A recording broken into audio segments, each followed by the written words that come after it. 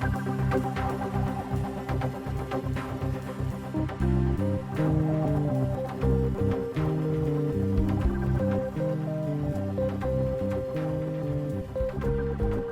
to The Growing Band Director, the podcast that dives into topics applying to all of us band directors. My name is Kyle Smith, and joining me is my friend and colleague, Jeff Smith. Together, we discuss many aspects of a school band program, including how to build your concert, jazz, and marching programs, as well as everything else we do as band directors. More importantly, we'll discuss concepts that help us all improve our own programs every day. Always remember the famous quote by Ray Kroc, "When you're green, you're growing, and when you're ripe, you rot." Let's get started.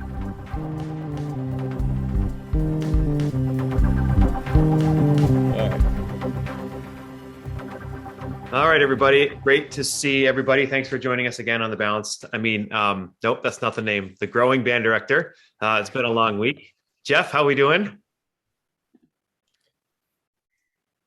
Great. Just froze for a second, but I'm back in, I think. Oh, we are off to a fantastic start. I'm so tired. It's great to be at the weekend and all this. Guys, we're super pumped to have Trae Blanco here with us, Director of Bands at Murray State, and actually just being announced soon to be Director of Bands at Butler University. I got that right, Trae? That's correct. Those are both true statements, yes. Trae and I met each other in Maine when he was Director of Bands at University of Southern Maine for a little while. And Trae, you made a big mark on me because you lived across the street from the high school, basically. And I remember when I had to be sick with my kids, Trae would come in and be my sub, not the official sub, but he would come in and rehearse the band. So when I stayed home, the kids got a better teacher than normal. I don't know about it's that. Like, it's amazing because like that never happens anywhere. And you were just like, yep, I'll be there, no problem. And your willingness to just help with anything just made a big impact here in Maine, and that's still being felt. So, well, thanks for that. I appreciate it. It's there's not really a morning that I don't wake up thinking about. Maybe I'll go back and teach high school band. There's something about that age group and that pliability and that, I don't know, just the eagerness that those students in that age group really share. And so getting to guest conduct and do those sorts of things with high school groups, even middle school groups, those things are rejuvenating to me. And so, yeah, maybe it seemed like I was coming in to be your sub, and it might have sounded like something that I wouldn't normally want to, but it was, energizing to my own week. It got me back into the swing of things. Like, oh shoot, what? And that third position, where, trombone slide positions, what are those again? And it really kept me fresh. And in fact, just recently doing an honor band, I was working with a group and I was just singing at the top of my lungs and shouting, of course, singing in numbers of slide positions. And we got to the first break, a band director asked me that. He's like, "You still deal with all that?" I'm like, "Listen, people, like once you start rolling up your sleeves, like there's not a whole lot else to do. You just got to get in there and fix it." So yeah, and every time I watched you teach, keep it fresh. Every time I watched you teach, it was really obvious that you were really helpful with our 6th grade, 7th grade, 8th grade students and high school students, and the ability to high level groups, but also go down and go to near beginners was really awesome. So that was great. I actually had a question for you, and this is for Jeff as well. This is totally random. Spoon River, the Granger. Oh. Yes. So which arrangements are we familiar with, and how hard is it really? I was just actually going to make a quick Google search of how many there are. There's a lot. The Bainham one is the one that I've bought and I've considered a couple times. And I just wonder if I'm, about if we have experience as to how hard it comes together. For me, the hardest thing about doing anything by Granger is having the depth of humans to do it well. I think, playing some of that music is terrific. Like, you have a great trumpet soloist for many of those pieces. You need great clarinets. You need a great solo flute player, and all those things.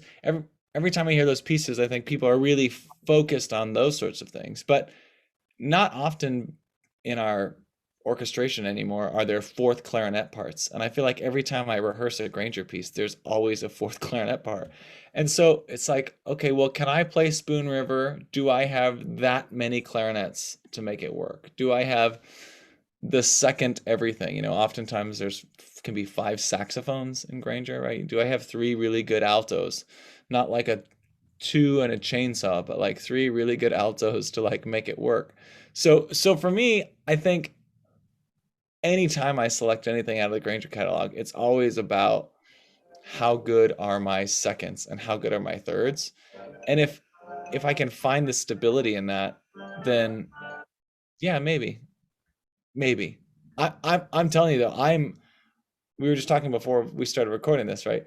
I am still Granger terrified because people have very hard feelings about how a lot of that music goes. And at the ripe old age of 36, I smile big when people tell me really how it goes, as opposed to what, I might think at the ripe old age of 36. So I don't know if I'm the best person to answer that. Jeff, what do you think?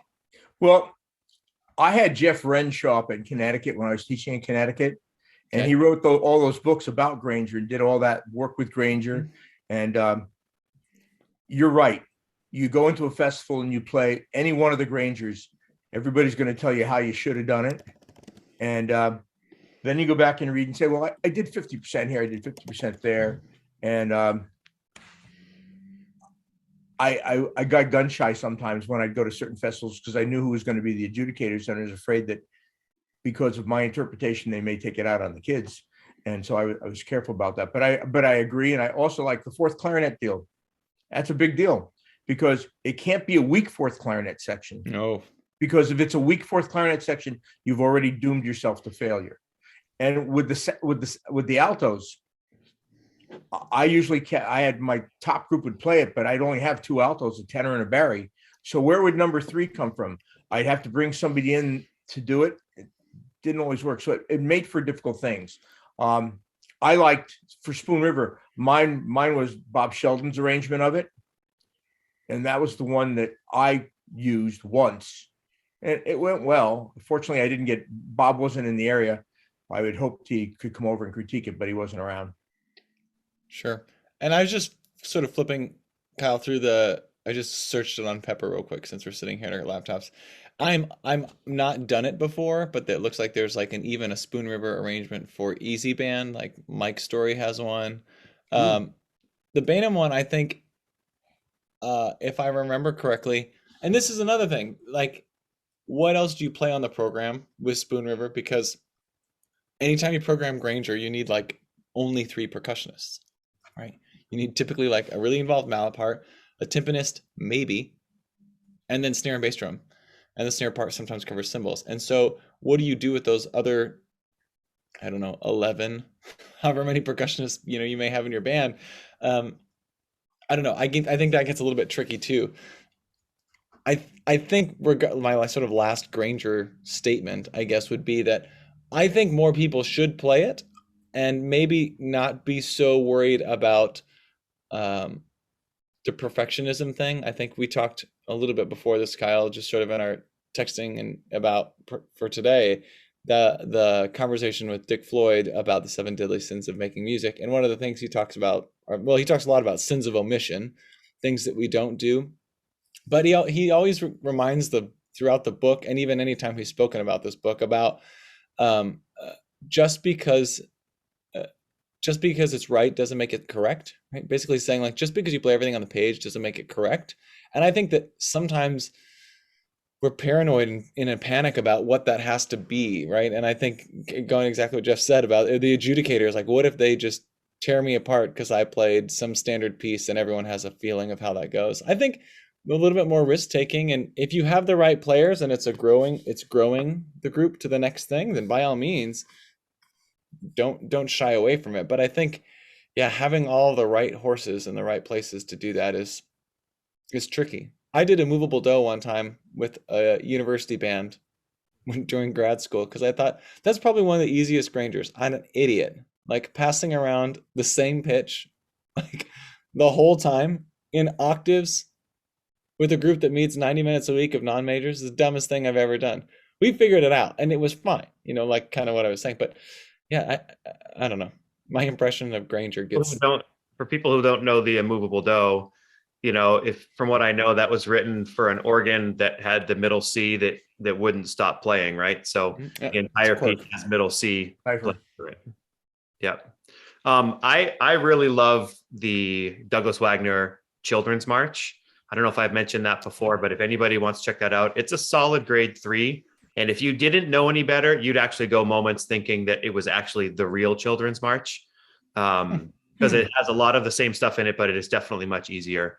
Do you guys have other, while we're on the topic of Granger, which was completely unplanned, do we have any other suggestions of maybe some of these other adaptions of Granger that you've seen before or really like?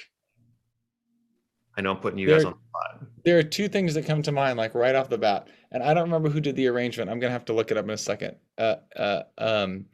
There are three movements of Lincolnshire Posy for grade 3 band. I rehearsed it. I first found out about it actually from in Maine, from Caitlin down at Cape Elizabeth. She invited me out to come work with her band, and they were playing it, and I was Granger, like, I think it's called "What's that?" Percy Granger Suite. I think it's called. Yeah, and I was just blown away. It's adjusted for key. Some of the weird meters, like 3/2, was turned into 3/4, and those sorts of things. So it was more approachable, but the richness of the sound was there, and I thought that was really great. And then there's a piece that I've done about a zillion times over again, by Carol Britton Chambers, called Rusty Bucket and Other Juke Joints. It's like Molly on the Shore, but without triplets. So it's really cool. It's a clarinet workout. It sits a little bit easier, and it features everyone. There's a euphonium solo in it and everything. It's a Granger. It's access to Granger isms through Carol's sort of masterful arranging. So those are two pieces that I do a lot.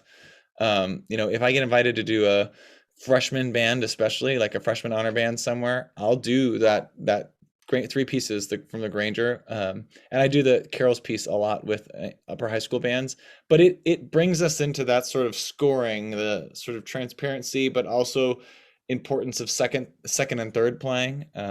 I've even messed with seating charts when doing those things, and like moved third clarinet players to the second row, because like kind of like Jeff was saying, you can't have a weak fourth clarinet section in any Granger. So I mean, I almost move them to sit right next to me on the podium so that I can hear, feel, and breathe everything that's going on, like right here with them. I don't know, Jeff, what are your thoughts? Well, the one that I used was the suite from Lincolnshire Posy, the Vincent arrangement. Okay. It was for my middle band, but I wanted them to be exposed to Granger. And I felt that was the best way, because if I pull the other ones out, I didn't have the instrumentation. It was beyond their accessibility. And I cheated. I had a large percussion section, so I rewrote parts for different people playing different mallet parts so that they could at least play and not sit there on their hands. And yeah, it may not have been true to form, but at least a kid could walk out of the program and say, "Hey, I played something by Percy Granger." I love that. I think more people should do that.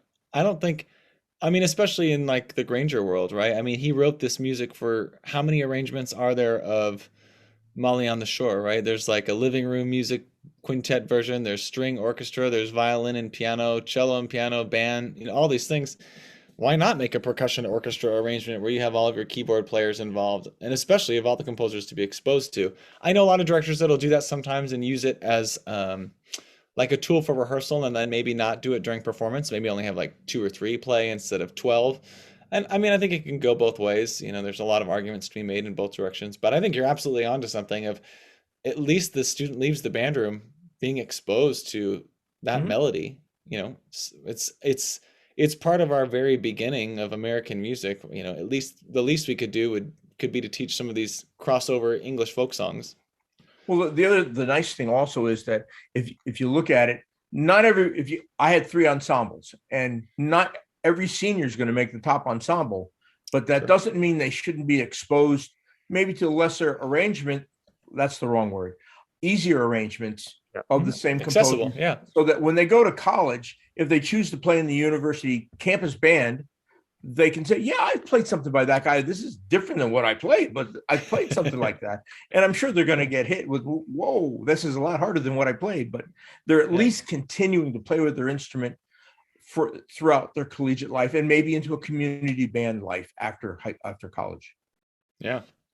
For sure. So there's a few. I just typed them down here on our note because I wanted to make sure I remembered them. That I do remember that I have used.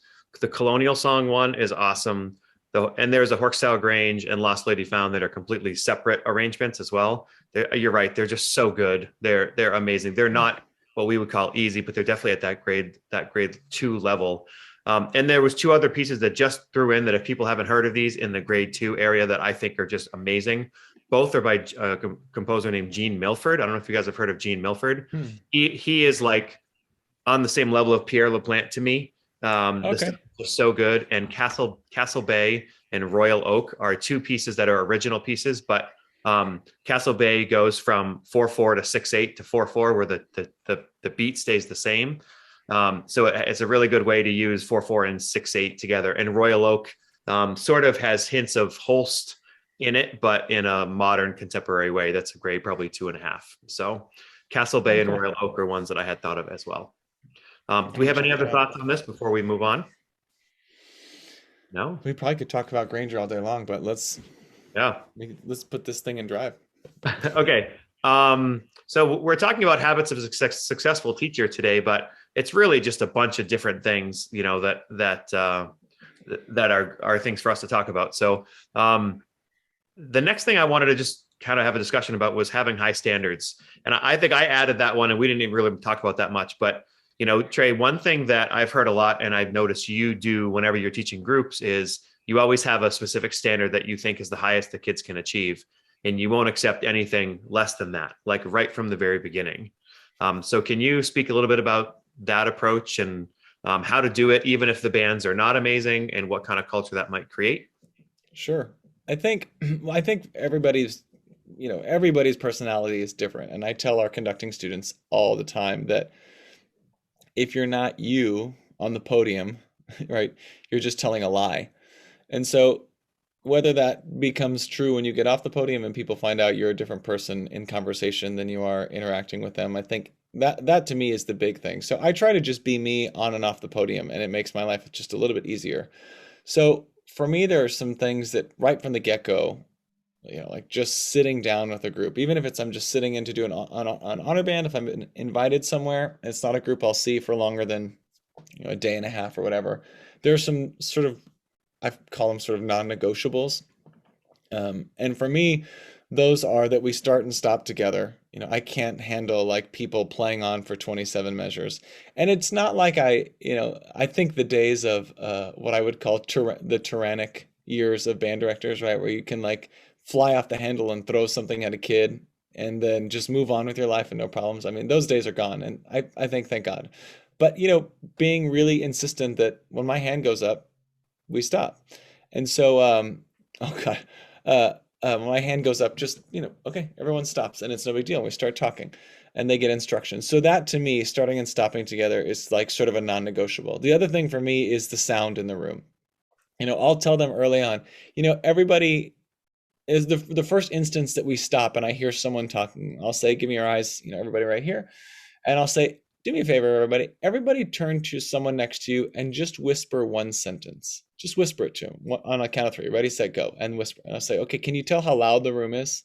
Right. So I said, you might think that you're the only person whispering, but if 10 of you whisper, it starts to create chaos in the room. And, so for me, the silence, I'll ask groups often, how does Dr. Blanco like his bands? And they'll say quiet. And there's a time for fun, and I'll tell jokes as long as I get to know the group and I can sort of gauge how quick we can come back from those things. But my sort of ground rules or non-negotiables are first that, it has to be pretty quiet. And the other thing for me is just the starting and stopping together, because I just don't think there's any reason not to. And then as far as like standard or performance goes, I think that very rarely, I guess, it hasn't happened in a while, picking repertoire that doesn't fit the group. And like when I come out to do, if someone invites me to do an honor band, they'll normally send me like 1 or 2 years of past programs. Well, and I'll normally call and ask like on the phone, like, okay, you don't have to write this down in typed words for the world to see, but I need to know how this program went. Like that's what was in the folder. Did it go well? Because I think that all too often we pick music kind of based on what was on the stand, not what was actually achieved. And that's detrimental for the students. And so I don't want them to have a negative experience. I want them to be positive and happy and engaged and like have a good time. And if I'm going to hold them to this like really high standard of achievement, there's no sense in putting Lincolnshire Posey on the stand when we very well should be playing Pierre LaPlante American River songs, right? I mean, that's not their error. That's a me error. And so I think for me, having really high standards for the students from the beginning comes from picking the right repertoire, those sort of non-negotiables that I talked about. And then from the very beginning, even if we're sight reading, I'll tell the group all the time, what are you saying through your instrument? What are you saying? Right? What you should be talking in sentences. And right now, all I hear you doing is saying one word after another, and that's what you're playing at me, and no one in the room enjoys listening to it, right?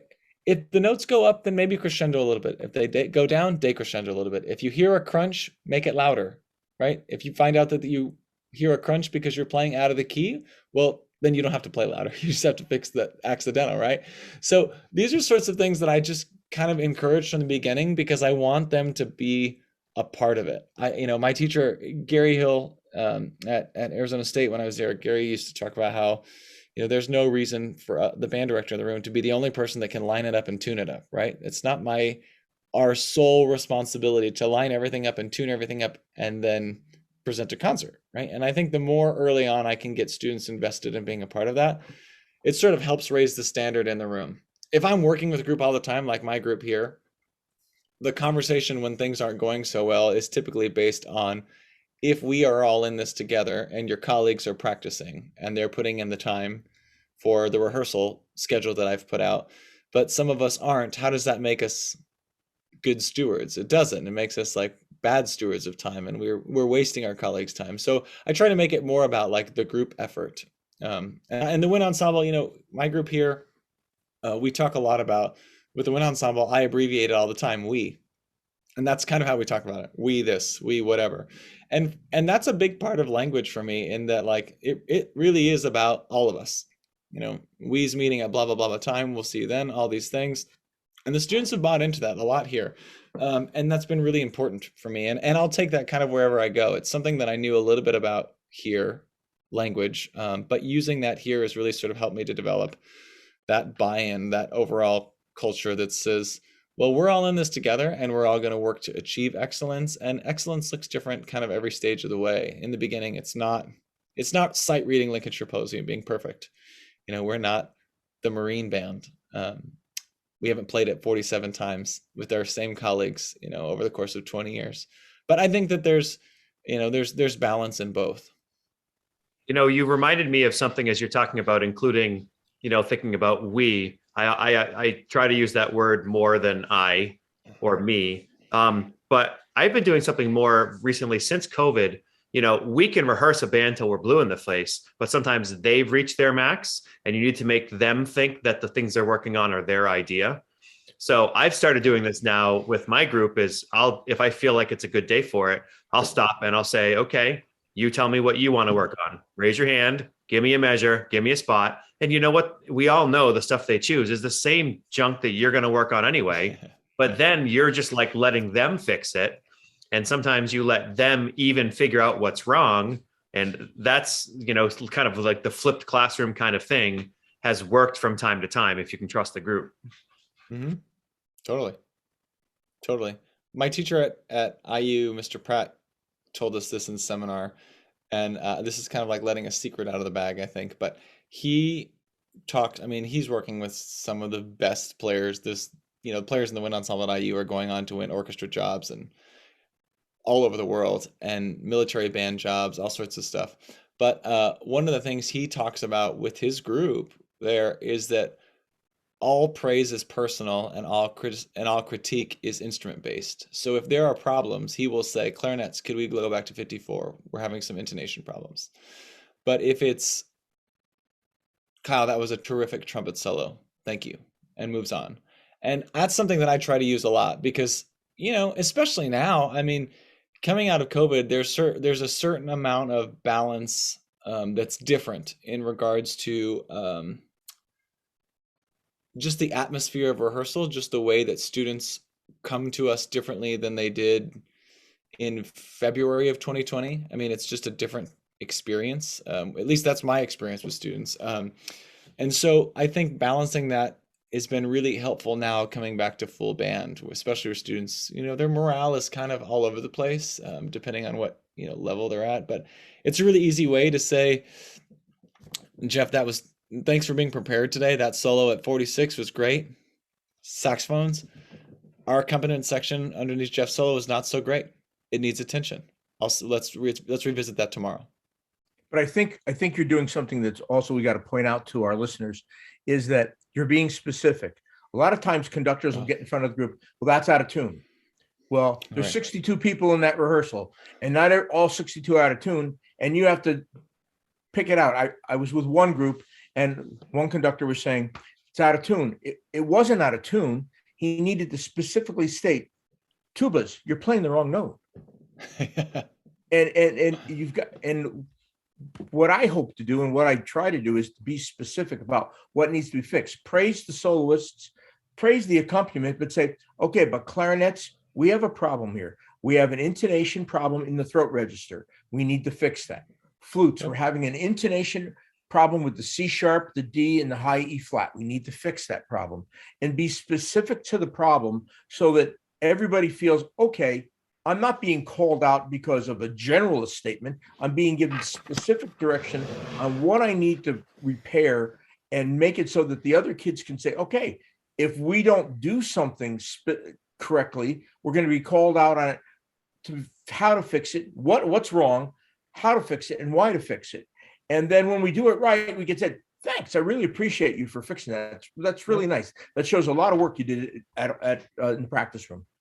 So you've made a great segue into something again that was not planned at all. But there's a book that I've just read and found, and it's a new college a technique book that a lot of colleges are using with their music ed students and conducting students as well. It's done by Andrew Boyson Jr. and it's just published this year, called "Developing Rehearsal Techniques Through Active Listening." And what Andy chose to do through this was he basically wanted to address the big problem that all beginning teachers have is when they listen to a band. Okay, when you stop, what the heck are you going to work on? What was wrong? Why was it wrong? And how do you fix it? So what he did was he asked a number of bands to record a piece at like the sight reading level, and then record a piece at the almost concert ready, well, about halfway to concert ready time. So there was plenty of things wrong that could be worked on. And then at the same time, and they're all in like 16 measure phrases. So it's not the whole piece, it's like sections of it. And then he also sent those recordings to dozens of great teachers, university professors and conductors, and high school teachers and middle school teachers that he knows from around the country. And he asked them to listen to those and say, would you fill out this Google form with what you would fix if you were in front of this band? So then he compiled all that data and put a book in along with it. And when you buy this, you get all of the scores as well. But what the people who do this get to do is they listen to a recording, and then they get to see an answer sheet for what Frank Kelly would say, or what Trae Blanco would say, or what Kyle Smith would say. And they get to see all of the top answers from people who've been doing it for a long time. So they get to go, oh, I didn't notice that. I didn't hear it. Let's go back and try it again. And, I know that was his sabbatical project, and he worked on that a lot. And I think it's going to be really helpful because I don't know of anything else out there that's like that. And it's really just aimed at those newer teachers who get in front of a band and they say, I know it's not very good, but how do I actually make it better? That's awesome. I had seen that, but I had not read it. There's a book also sort of along the same vein, although less, more specific in general, not specific in repertoire pieces, so to speak. Dave Klemmer and John Pasquale. John's the director of athletic bands at University of Michigan. They published a book called The Directed Listening Model, and it's really changed the way that I rehearse. In that, basically, sounds like Andy's book is focusing on future music teachers as almost like as an academic approach, where like in a methods course, this is how we do it. In my rehearsals now, and I thought I used to do this, but I have a going to grad school and like trying to keep track of some of this stuff, I have a lot of rehearsal tape. And so I went back to watch some of this, and I didn't used to do this as much as I thought I did. But the whole idea of this directed listening model is that through the rehearsal process, you're training the students on what they should be listening for. And like this is a moment where we listen for the trumpets. And I think we all do that to some extent, but I mean he breaks it down in great detail, and sort of that guided by I don't even Mike Pote at Carmel. We were just talking about Mike before we start recording, I think, drew this Venn diagram on his board the other day in rehearsal and shared it on Facebook, and I can't get over it. It's become my mantra for life. Maybe it's been a couple months, but it's just these three circles. You're like standard Venn diagram with this like little intersection in the middle, and one of those circles is intonation. The other one is balance, and the other one is tone quality. And that little intersection of space is kind of where ensemble music making happens.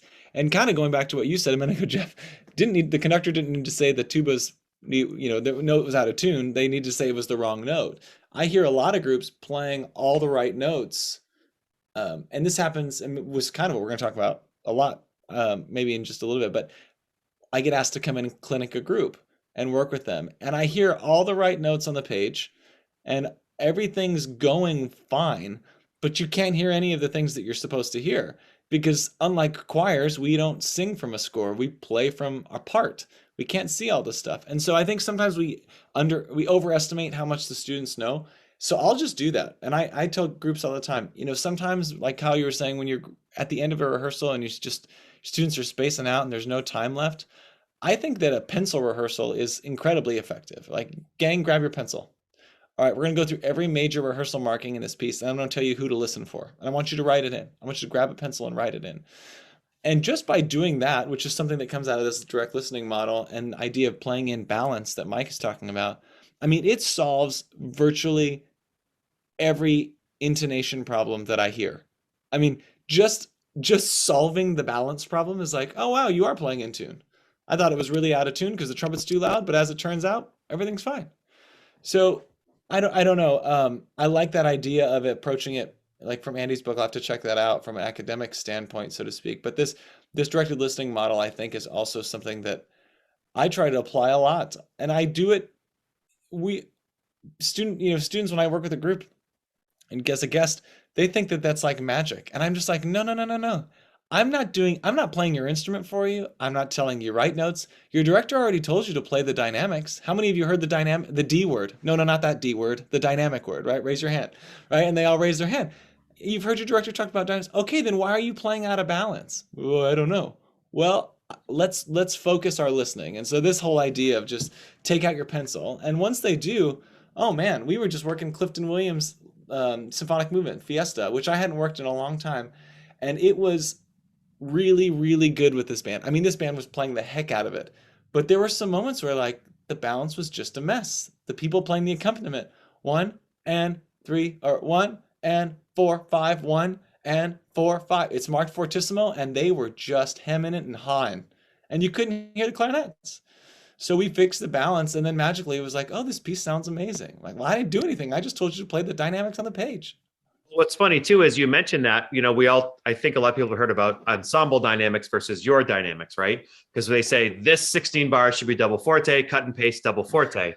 So as a teacher, if it's all double forte, but the majority of people should not be double forte, we can't assume that, right? So kids, take your pencil, get rid of the double forte, make it a mezzo forte. You have the ability to change dynamics on the page to help the balance within a section. When they say forte, they just mean the music should be forte. It doesn't mean everybody should be forte. I think Trae brought out a really great point when he was talking about the balance and you're looking at choral music versus looking at the individual parts.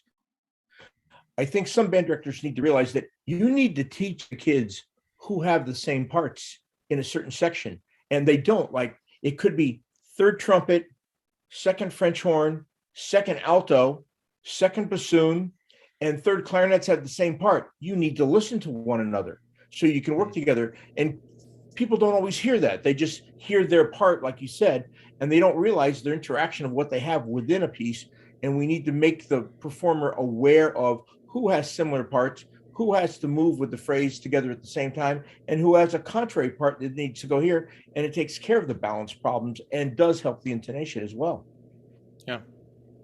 So Trey, as somebody who has done countless clinics, either formal clinics or conducting honor bands and things like that, and a heads up for people who are listening from Maine, we do have Trey booked, right, for All-State 2023 in May. So he's going to be coming forward to it.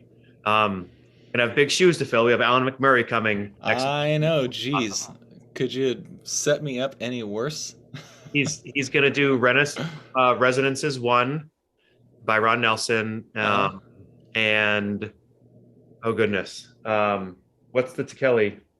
American Angels? Elegy, of course. Nope, American Elegy. It's like the 25th anniversary of Angels? 30th anniversary of Angels? Of an American Elegy. It's like the 20th anniversary, I think. Yes. Yeah. 25th, and something like that. He's doing it especially, and I had kind of requested a little bit if it was possible to include that, because his deep connection with that piece, he had conducted the Columbine band before it, and then had conducted them afterwards, and was part of that whole process. And then the final piece they're going to play is Variations on a Korean Folk Song. So that's what they're doing this year. And anybody in Maine 2023, Trey is going to be there. So I digress though. Clinicians,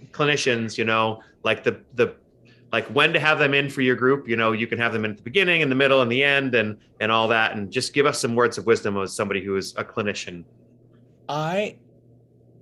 It's interesting. I get invited a lot to come out at the end. And you all know this, that we build habits with our students every day, in your rehearsals, like we're just building habits. And so if you invite me or anyone else out, the week of festival, I am terrified to get too involved in it, because there are a lot of habits there, and I don't want to tinker too much and mess with it, but I want to help you get better. So, the end for me is problematic. Now, if I come in at the end, sometimes people will ask me to come to a concert. Like if you do a state concert band competition or festival, for example, people ask me to come into that concert that's maybe a week before and make a tape. And I think I can be helpful there, because I'll just kind of do the running dialogue just like you would at a festival.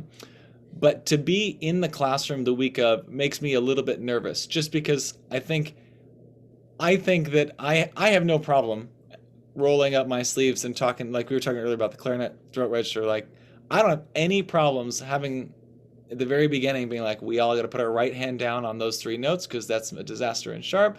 And trombones, I saw everyone put your mute in, and no one's, you have a tuning slide in your hand to adjust. You don't have to mess with your tuning slide. Trumpets, I saw all of you put a mute in. No one adjusted. What's that about?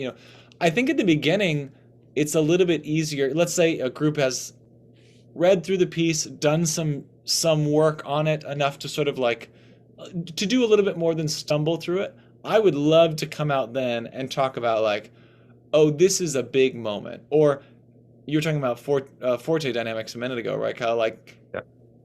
I'm looking at this piece with you by, fill in the blank composer, and there are 6 moments in this 100 measure piece where the whole band is playing fortissimo. Like, we need to take out our pencils and figure that out, because we can't play, 22 measures at fortissimo. And I'm sure this has happened to you, Jeff, sitting in, doing any sort of concert band adjudication or feedback, and a group comes on stage and it is just loud. I mean, just loud. And so I love soft band. I mean, I work like heck to get groups to play soft band. So having the invitation to come out early, I think that's moments to say, oh, this could go like this. What if you rehearse it like this and build habits this way? Or, oh, this piece is from this era. So I hear your group playing a really, really snappy, short, aggressive staccato, but, Morton Gould or Nellie Bell were probably not thinking about that same staccato that your group's been playing on this Salcedo piece. So I might encourage the group early on to sort of think about that. I've been on this kick lately a lot about, and I think I'm sure I stole it from, what is it Pablo Casal's great artists are the best stealers? I forget who says this. Anyways, I don't remember who I stole this from, but this idea of the more mature you want your group to sound, the more variety you have to do in everything. And I think that's articulation, dynamics, right? Range. We know that the more difficult the music is, right? Like grade 6 repertoire, you're supposed to be able to play like 6, super, super C on trumpet in grade 6 whatever it is, like the range continues to expand. So when I'm working with groups talking about that, I'll say, like in this slow piece that we're working on, we need to develop a longer and wider range of dynamics. And I think the earlier you bring someone in to work with your group to try and put those ideas out there for students to try out, and for you to decide as the conductor, as the teacher, if that's what you want to do, it gives you longer time to process them and like develop them, as opposed to thinking about at the end like, oh, I made the world's most beautiful German chocolate cake and I'd love for you to come in and approve of the icing. Well, I don't get to give a rating coming in to give you a clinic the week of, like your state festival, does that. So I think the earlier the better. We did a little experiment with the middle school band this year here, just down the road from me. I saw them 3 times over the course of 2 months in preparation for their large group festival. And it was really interesting to see that process. I was there when we read the 2 of the 3 pieces. And each time I went, we gave new goals and new ideas. And there's no real way to compare with those teachers. There's no subjective way for us to compare apples to apples. Like, did this work better than last year? Because the 2 previous years were COVID, and then before that it's different kids, and so all those sorts of things. But I think what did happen was that there were sort of more cooks in the kitchen. So with the 2 of them, they sort of co-teach, and myself, we could talk about like, well, what about this? And they would say, well, I think the students could do that. Or what about this? Maybe this piece isn't right. Well, we have some problems in our low brass section, and that's a whole nother story. So let's stick with it. We don't want to punt. So I don't know. It's kind of a roundabout way of saying I think the earlier the better. If you can bring people out, Well, it's funny. We didn't plan this, but just earlier this week we talked to Randall Standards, and he was on and talking about how he did a clinic for a friend. And he was talking to him afterwards. It was a week before the concert or 2 weeks before the concert, talking about their tone, about how the tone of the band was really awful. And there was a lot of notes, but he couldn't listen to any of it because it was all so bad for the tone. And the director said, well, we're going to work on tone next week. Yeah. And that if he had gotten there earlier in the process, they might have been able to fix that. In support of what Trae just said, back in the 70s and 80s, you guys might not have been conducting band then. In the 70s and 80s, we'd have guest conductors regularly come in and work with the bands. And we'd have them come in. We would have taught the piece as far as just the nuts and bolts, so maybe 2 weeks in, have the guest conductor come in and work with the group. Then a month and a half, 2 months later, have the guest conductor come in for a couple hours, work with the group. And then just before the concert, spend 2 days with the guest conductor, working with the group and putting the performance forward that way. And it was amazing because what we learned from the initial rehearsal, we as directors would try to carry through that mindset through the piece. Then they'd come in and the guest conductor would tweak it a little bit more and say, try this, this, this, and this. We do it. And this was combining 2 high schools in the same town and just pushing it through. And then we'd have the final concert in late April where the guest conductor would do 3 or 4 pieces, and they would have worked them the whole way. And it created a nice line of thought, and the kids got to really learn what that conductor was about. And in one case, 2 of the students said, I want to go to school where that guy conducts. And they did. They went to school there, and then they went on and played in some orchestras for quite a while. And I think that... No, go ahead. I was just going to say, I think that, the sooner the better and the more frequently, because at the end of the day, when I go in, and I don't remember if we were talking about this before we really started or we were talking about it after we started, because it all seems like deja vu now, but when I come in, I'm not saying anything that the director in front of me has never said to the group. I mean, we all have the same degrees. Like, we have degrees in music education, and we have taught public school band, and we know exactly what that is. And that's one of the things that I love about going back. When people ask me, like, I just love that. But like dynamics, tone, articulation, all those things, those are everyday pursuits. So I think, having someone else just in the room to reaffirm what you've already said just brings that much more strength to the teacher. I mean, I love that. You know, when I finish every time I clinic a group, I always use the last couple minutes to say, okay, all right, gang, instruments in your lap, eyes here. And I'll say, how many of you have heard Mr. Smith talk about dynamics? They all raise their hand. How many of you have heard Mr. Smith talk to the trumpets about, or the saxophones about F sharp in measure 57 in whatever piece, right? Yeah, always the saxophones. And they'll all raise their hand. How many of you heard Mr. Smith tell the percussion that in this one section it's too loud? How many, you know, I'll ask all the things, try and remember some of the things that we fixed, like big picture things. And I'll say, and I told you all those same things today, and magically we fixed them. Magically. So I just say, imagine if those would have gotten fixed with you all and Mr. Smith, and then I came in today. What else could we have worked on today? There would have been a new laundry list, but we could have got to more things. And so you have a teacher in the room who is incredibly competent and leading you through all these things.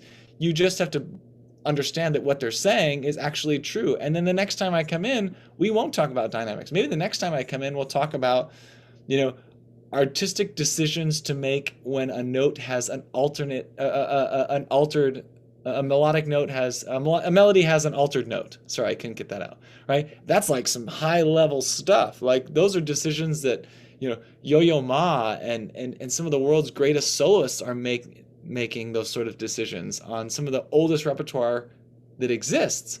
But today we talked about piano versus mezzo piano, you know, and so I think encouraging them to be more invested, which is kind of what got us on this topic, is important. And that's why I want to come in early, because I want to help make sure that they know that the teacher in the room, just by bringing in someone. I mean, how many directors do you all know that bring no one in? And it's like, whether they're afraid of someone to hear the way their group sounds, you know, I don't know. I'll tell you one more quick story that's just comical about this. A good friend of mine, Steve Meyer, who teaches at Northern Arizona University, Michigan grad, IU grad. He is a genius. He has 2 books out with GIA, rehearsing the high school band, rehearsing the middle school band. He's amazing. And he's only like slightly older than me. Not that I'm poking any fun about that, but I mean, he's just really accomplished. Steve had the NAU Wind Symphony played at the CBDNA convention this past spring, I think in Seattle, or CBDNA Northwest. And his group played Dionysiacs by Florence Schmidt, one of the oldest pieces in the repertoire for wind ensemble, and it is harder than sin. He recorded the first read of when he passed that out. And after the performance at that they gave at that convention, he posted both recordings, and he said, I want to just share these both with the universe so that no one thinks what we do at the college level is all ivory tower. It is certainly a lot of teaching. And when you listen to that first recording that he made, I mean, the piece itself is like 9 minutes long, and that first recording is like 22 minutes. I mean, it took him a while to get through it. There's some start and stops. There's Steve talking over like, oh, and this is 34 and ready now. You know, like these sorts of things. I just think sometimes we have to pull back the curtain and let everyone know we all have a first rehearsal. We all have beginnings of learning programs with our bands, whether that's grade 1 7th grade band at your middle school, or whether that's grade 5 collegiate wind ensemble. I'm down. Like, just sign me up. I'm here for the beginning. You know, there's another way to do that that a lot of people don't do, is if you have a friend who's a band director at a neighboring town or sometimes in the same town, if you can maybe schedule a date to share a concert, you know, high school A and high school B share a concert, and then the couple months leading up to it, you each find a way in your schedule to get to the other band and clinic the other band, maybe guest conduct one of the pieces, you know, where they talk directors, and just a chance, because, you know, there's a lot of the best people around you to clinic your band are other high school band directors or other middle school band directors who work with that same age. You know, if you're lucky, you're around a college or two, but many of us are not around many college professors, and getting other people who do what you do, you know, is a great thing. Yep. Invite people for sure. Absolutely. And do it early, and don't be afraid. We've heard it all. I mean, I told someone recently, it's like a priest in a confessional. You know, I always joke, I'm born and raised in Catholic, and priests always say, you can say anything in the confessional. I'm never going to be surprised. And I think the same is true for bringing in a clinician. Mm-hmm. I've heard all the things. People invite me in, and then the day before I get like a 6-page text that qualifies everything. Like, oh, missing second trumpet tomorrow. First trombone player just got braces off, can barely make a sound. Percussion section lost their music today, and the piano player won't be there tomorrow. Like, it's fine. Just, we're missing some people tomorrow, but we'd still love to have you. All right, cool. I'll be there. Yeah. Yeah. Happens to me too. It happens to all of us. Yeah. It's called life. Yeah. Those are my thoughts on clinicians. Well, that's awesome. And I think we're also talking about the deadly sins of music making. There's I don't know how I'm going to let you take the lead on this, Trae. Yeah, I mean, I don't want to steal all Dick Floyd's stuff, because if you haven't read this book, Richard Floyd, the past president, I think his title is actually Emeritus Director of the Texas UIL program, a position that's held at University of Texas at Austin. He was the conductor of the Austin Symphonic Band for like 30 some odd years. One of the like premier community wind bands in the country. They've played at Midwest. They played all over the place. But he has this book, The 7 Deadly Sins of Making Music. And I think if you haven't read it or you don't know about it, get it. He also has a book on artistry and music that's will just challenge you a lot. It challenges sort of your thinking about what it means to make great music. And he talks about these 7 sins as things of omission. And I think for me, it really resonated in a lot of ways I grew up, maybe I'm sure like many people, I mean, I grew up playing sports, and that was a big part of what I did for a long time. And everything about sports to me was about like getting better, getting to the next rung, making the next best team, C team, JV, varsity, right? And then, so these things are all sort of in progression. And I think when we think about, music in that way, it doesn't fit the model. And so what Dick Floyd talks a lot about is the things that we omit in search of perfect, I guess you could say. He doesn't really call it perfect, but so I'm going to jump in. I'm going to jump in real quick. I actually, I found out that there is a recorded, his clinic on this from Texas is on YouTube. It's about an hour and a half long or whatever. And so you can actually sit and watch it too. And there's something I wrote down, before he was talking about the personality of each note. He was talking about articulation. And his quote was, "The clarity of articulation creates precision, but precision is not the end goal." So the clarity of articulation creates precision, but it's not about precision. That's just a way to get to the end goal. And he says staccato for John Mackey is different for staccato for Mozart. Yep, which is what we were talking about just a little while ago, right? And that's my whole idea of the line it up and tune it up, right? In pursuit of doing everything that's right on the page, in the vortex that is teaching high school or middle school band, right? I mean, between the bells is one thing, but everything after the bell, I mean, Kyle's kind of smiling. You're going like, yeah, your building's on fire during lunch because everyone needs help. Your kids are having, they need you to be their counselor. They want to know what to do for college. They're having trouble with their boyfriend or girlfriend. You're dealing with a lot of other stuff. But in the midst of the vortex of achieving what's exactly on the page, it's easy to get lost in the we are playing all of those notes. We are playing all of those dynamics. Right? We talked about balance, which is a little bit more suggestive. You can't really look at the page and see balance. You have to imagine what that is. But I think getting in search for all of the right things, we leave out some really important things. And he has this example where he takes a piece of music that has no markings on it at all, and then he overlays it with crescendos and decrescendos and dynamics and tenutos and sostenutos and ritardandos and all these things, all to the effect to say that there's no reason to play what's just on the page, and basically to do that is a sin. You're leaving out all these other wonderful opportunities. And I think I was thinking about this a lot recently, since we sort of started texting about this. And there's a lot of discussion around music making in the time of, even in the time of Mozart, even as late as the early 20th century, that people that were making music, there were a lot of really amazing amateur music makers, people that were teaching in piano lessons or playing a violin who also had a daytime job would come home and make really pretty high level music and sort of living room music, chamber music with friends and those sorts of things. And that was a popular activity. And people were making musical decisions the same way they would make inflection decisions in their speech. And then we reach sort of like the industrial age where everything is like stamped 90-degree angles, perfection, and a robot and a machine can do it.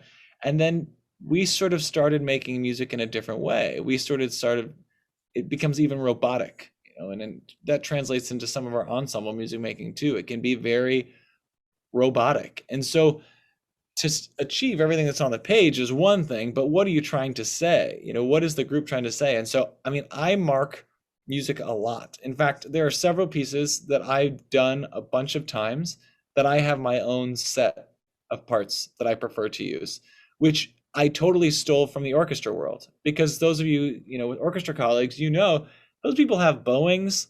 They've got all sorts of markings in their parts, and that is their articulation. It shows when to start and when to stop. It shows where breaks will be. If their tempo is really fast and you have like 6 down bows in a row, that those notes are going to need some space and it's going to slow down just a little bit, right? There's no way for a kid's arm to go, like in rapid succession. And so I think I've made some of those markings and parts to try and achieve more than it's on the page. A piece that comes to mind is the Kelly Four Shaker songs. It's a piece I love. I think it's way harder than it looks because it has too many I don't want to say it has so many solos, not too many solos, and it's very transparent. And I always think it's going to be easier to do than it's going to be every single time. And then every single time I do it, I cry after the first rehearsal because the first and fourth movement are so hard to put together.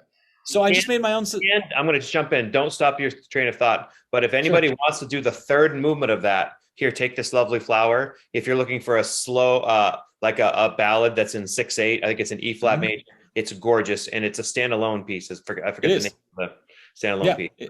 Yeah, you can buy it by itself. So I've just marked those parts. And what that's done for me is I've indicated when I'm going to retardando. I've indicated when I'm going to be in 2/4 and 4/4 on every single part. I've added crescendos and decrescendos where I think they make sense.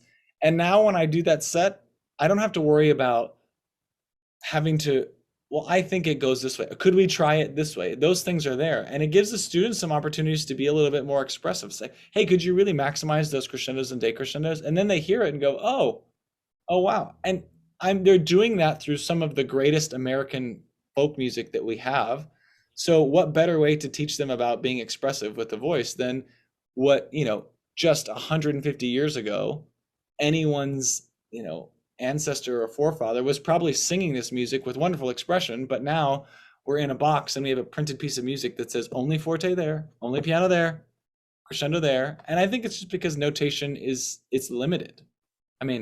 There's only so much you can write on the page before it's too much. And so I think for me, that's kind of where this intersection happens. Jeff, you look like you're going to jump in with something. I was just going to say, that's the same way with tempo markings. You get these published pieces and it'll say 160. Well, that doesn't sound good at 160. It's just hurried. But at 140 or 86 versus 74, it allows the music to flow and emote. And we tell my conducting students all the time that if I hear your band play a piece at the tempo marking the whole time, I'm going to fall out of my chair and die. Because if it is marked 160, I guarantee if I do a piece that's 160, it may start 160, but whenever there's a theme that allows itself some moment of repose, just a little lyricism, and I can lean back into the 152, 148 realm to give the listener a break from that anxiety, I'm going to do it. Sure. There was a couple other. No, go ahead, Jeff. I think the world of marching band has sort of caused us this problems where a band director will take their Dr. Beat and their Long Ranger and put it in the back of the band, hit 160 and go. Oh no, you're dragging. And we need to, there are times where that's necessary, but it's not the solution to a problem. It's creating the problem. You said it, not me. Yes. Yeah, exactly. And that's if we build rigidity and repetition with our students for only certain things, not for expression and musical line, then it's no wonder that's what they do well. And there's nothing wrong with that. It's just that that's all that they then can do. And so for me, I think you're spot on, Jeff. How about the age-old comment? You get into rehearsal and you're doing a piece and you're going X speed. And then next day, you're either going slower or faster. And the kids say, well, that's not the speed we went yesterday. And my comment always is, well, that's not how I felt it yesterday. That's how I feel it today. And tomorrow I might feel it this way. And I said, that's our job as we interpret it and how we feel in the moment of the day. Now, if it's a stark contrast, that's a whole different story. But I think we get too caught up, especially in teaching kids getting ready for an all-state or a all-state audition. Something. This is the speed you got to go. Not necessarily, because that's not going to be musical with you playing it. So why don't we try it a little slower and see if we can get it more musical and bring out the interpretation of the piece better? Yep, absolutely. There was a couple other points of that book that I wrote down, and I thought I would just share with people. So Dick Floyd has this way of working on short notes with bands where he has a percussionist in the back.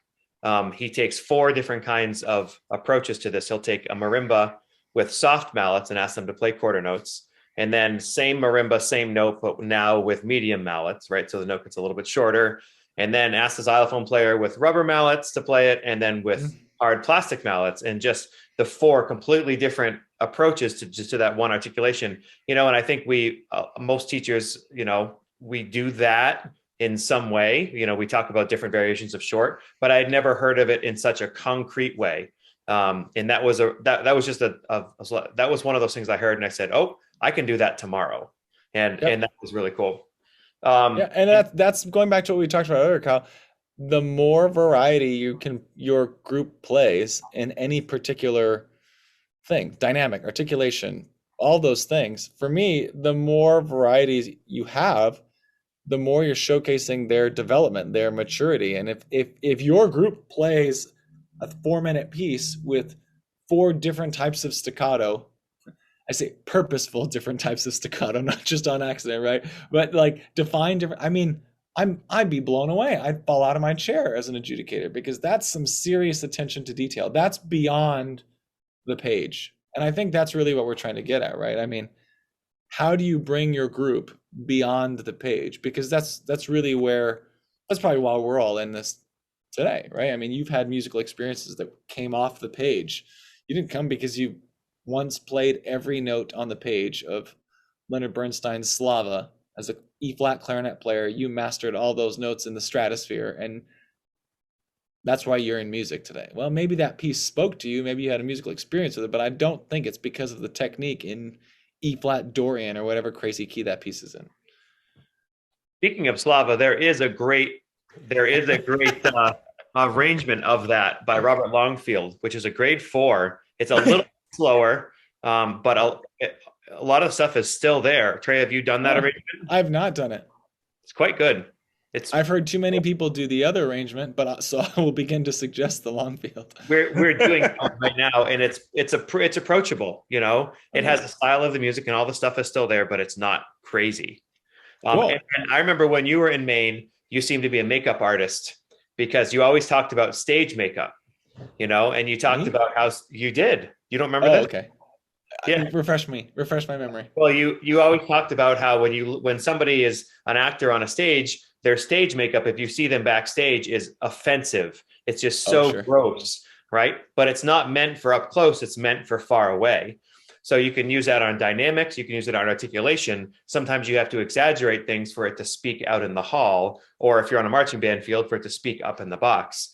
So Dick Floyd's comment about dynamics was, if an audience doesn't hear it, it doesn't exist, right? So sometimes having to exaggerate things like you would your makeup from far away, exaggerate musical elements so that the audience can hear it appropriately.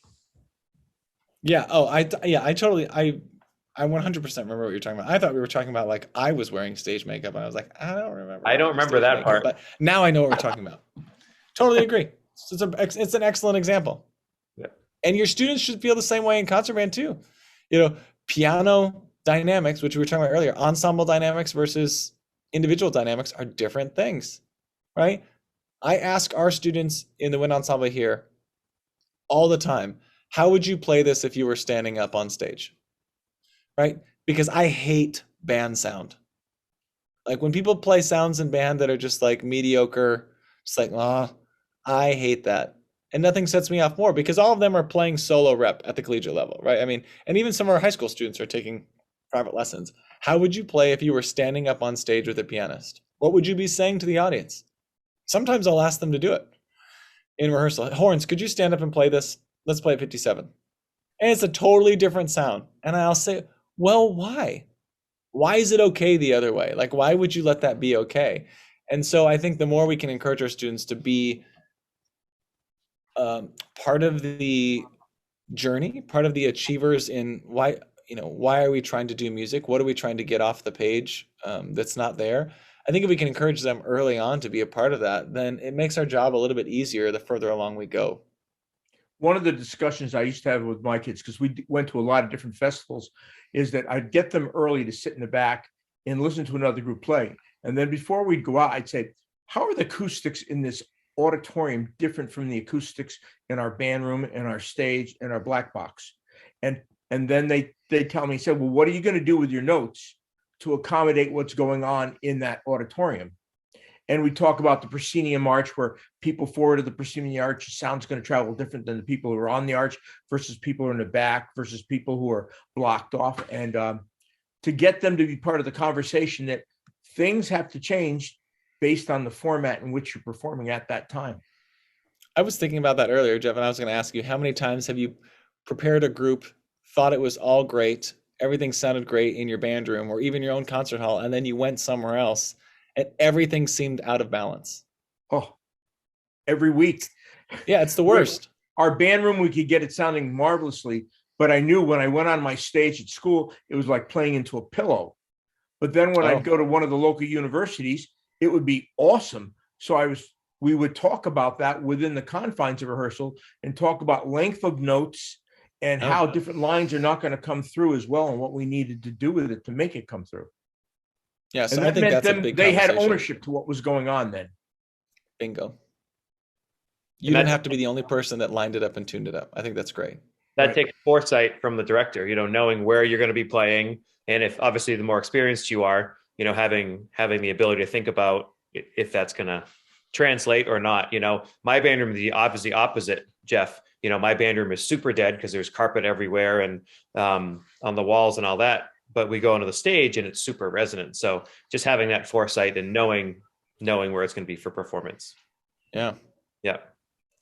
So Trae, we've gone a long time here, but I think it's been a great conversation. Is there anything else that you would like to tell the world or talk about? Oh my gosh, tell the world. That sounds like I could pontificate, but I don't really. I'm not the pontiff. No, I mean I think we've had some pretty good conversations about achieving musical. I don't want to say musical excellence because that feels like it's being quantified, but high level music. We've been talking a lot about high level music making by involving our students more in the process, and then also by having standards that require more than just what's on the page. And I think sometimes that's a challenge because for students, especially now, like in rebounding from the pandemic, it's like, I'm just barely getting by. What can I do to just barely get by? But I think if we can get them to the point where they begin to feel something, we have, which is, again, I said this earlier, it's probably the reason why we're all here. We had a music making experience at some point that you felt something and you didn't feel the piano dynamic in measure 54. You felt some overarching musical phrase or something that really spoke to you in a meaningful way. And I think if we can get students to do that sooner, then it becomes sort of ball in our court. We can get them to invest further in the next piece, right? And so finding a way to connect with students, I think, with that regards is really important. And for me, that's something that we're sort of constantly trying to chase. I look at program notes a lot and try and let students know what the piece is about, but I also don't really like force upon them the way I think it is, right? If I've developed a storyboard, if I've developed an idea of how the piece progresses, I'm not going to force that upon them because maybe they have another one, but I'm going to do everything I can to prompt them and ask them.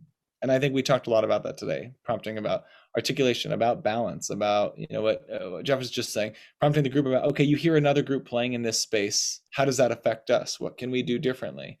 And I think if you're questioning your students like that frequently, and whether that's frequently daily or frequently weekly or whatever that is to each director out there listening, that starts to improve your students' feelings about how they're part of that activity more so than how they might contribute to their English class, where their contribution is a written exam that they submit, but now they're like in a partnership with you. And I think that really builds up what the directors do on a day-to-day basis. And when I'm in there doing a clinic, sharing that sort of information and wisdom with people that they've asked me to come in and pretend like I have, it's all about that. It's all about how do you build up the students so that they're willing to take risks and you make space for them to take risks. And then you praise those risks, those rewards personally. And if there's critiques, that you make those not personal, you make those about the instrument. And I think if people get anything out of that, I hope that helps you sort of balance and build even further musical relationships with your students, because I'm sure on a personal level, they just absolutely adore you because you're the band director and you mean the world to them. Very well said. Jeff, any last words? Trae said it all. I appreciate that, Jeff. So if anybody wants to connect with Trae, his website is traeblanco.com, TraeBlanco, traeblanco.com. And congrats on my Gmail. My Gmail is the same too. If anyone has to send me any hate mail, it's the same name at gmail.com. And for anybody who's listening who has ideas for other episodes or things they'd like to hear us talk about or dive into, please connect with us online as well. And we would love to hear from you. Everybody, till next time, take it easy. Thank you for listening to the Growing Band Director podcast. If you enjoyed this episode, don't forget to subscribe. And if you want to help spread the word, please give us a 5-star review and tell your band director friends to subscribe too. We're available on Apple Podcasts, Spotify, our YouTube channel, and wherever you listen to podcasts. Also, if you have the time, we highly recommend the After Sectionals podcast for more great listening. Thank you for listening to the Growing Band Director. See you next week.